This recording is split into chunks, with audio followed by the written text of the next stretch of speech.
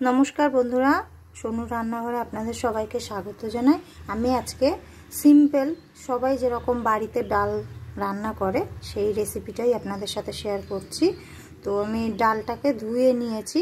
এখানে আমি ছোটো কাপের হাফ কাপ মতো ডাল নিয়েছি। ডালটাকে 3 থেকে 4 বার ভালো করে ধুয়ে নিয়ে যে আমি ডালটাকে সিদ্ধ হতে বসিয়ে দিয়েছি। এবার আমি এর মধ্যে দিয়ে দিচ্ছি একটুখানি নুন আর 3টে কাঁচা লঙ্কা নিয়েছি, গোটা দিয়ে দিলাম। এটা আবার ফুটে উঠবে, ডালটা ফুটুক ততক্ষণে, তারপর আমি ফিরে আসছি। তো বন্ধুরা, অন্যদিকে আমি একটা যে ছোট্ট পেঁয়াজ নিয়ে নিয়েছি আর 3 টুকরো রসুন, এটাকে আমি ছোট ছোট কুচি কুচি করে আমি একটুখানি কেটে নেব। এই যে ডালের মধ্যে যে গ্যাজাটা উঠেছে, এই গ্যাজাটাকে আমি একটা হাতা দিয়ে গ্যাজাগুলোকে আমি সরিয়ে নেব, মানে ফেলে দেবো। গ্যাজাগুলো তো আমাদের লাগবে না, ওই জন্য।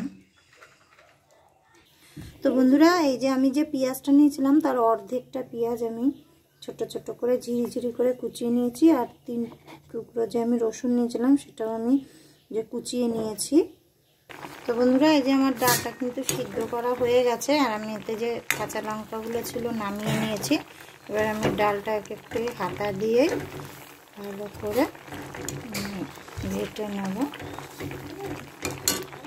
তো বন্ধুরা, আমি আবার এতে এই যে ডালটা আমি ভালো করে হাতা দিয়ে দিয়ে ম্যাশ করে নিয়েছি।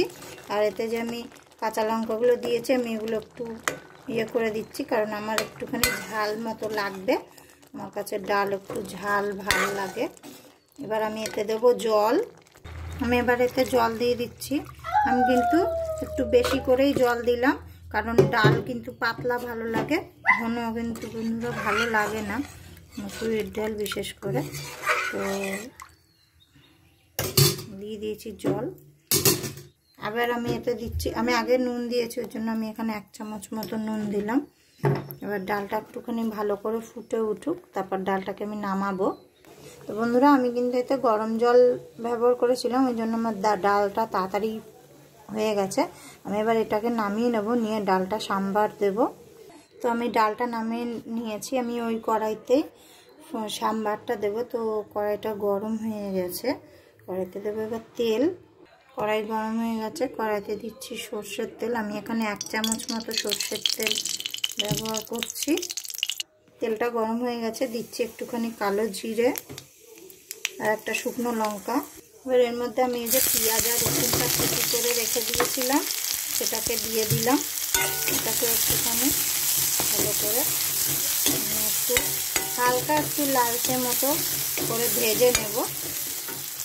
তো আমার এটা ভাজা হয়ে গেছে। আমি এর মধ্যে দিচ্ছি একটুখানি হলুদ আর একটুখানি লঙ্কার গুঁড়ো। লঙ্কার গুঁড়োটা আমি দিচ্ছি কারণ একটুখানি কালার আসার জন্য। আমি এবার এটাকেও ভালো করে একটু মিশিয়ে নিচ্ছি। আমি এবার এর মধ্যে ডালটাকে দিয়ে দিচ্ছি।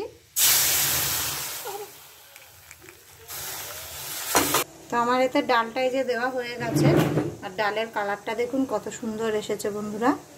এবার ডালটা একটুখানি ভালো করে একটু ফুটে উঠুক, তারপরে আমি ডালটাকে নামিয়ে নেব। বন্ধুরা, আমার ডাল হয়ে গেছে, আমি গ্যাস বন্ধ করে দিচ্ছি। আর ডাল কিন্তু এরকম বন্ধুরা পাতলাই হবে, বেশি ঘন ডাল কিন্তু ভালো লাগে না। আমি এবার ডালটাকে নামিয়ে নেব। বন্ধুরা, এই যে আমি ডালটাই বাটিতে নামিয়ে নিয়েছি। তো বন্ধুরা, আজকে যদি আমার এই সিম্পল ডাল রেসিপিটা আপনাদের কাছে ভালো লাগে, অবশ্যই একটা লাইক করে দেবেন, চ্যানেলটাকে সাবস্ক্রাইব করবেন। দেখা হবে আবার নেক্সট ভিডিওতে বন্ধুরা। ততক্ষণ আপনারা সবাই সুস্থ থাকবেন, ভালো থাকবেন। বাই বাই বন্ধুরা। আর বন্ধুরা, এই যে আজকে আমি পেঁয়াজ কলি আলু ভাজা করেছি, আর এই যে বেগুন ভাজা, সাথেই আমরা গরম গরম ভাতের সাথে খাবো এই ডাল দিয়ে ভাত। তো বাই বাই বন্ধুরা।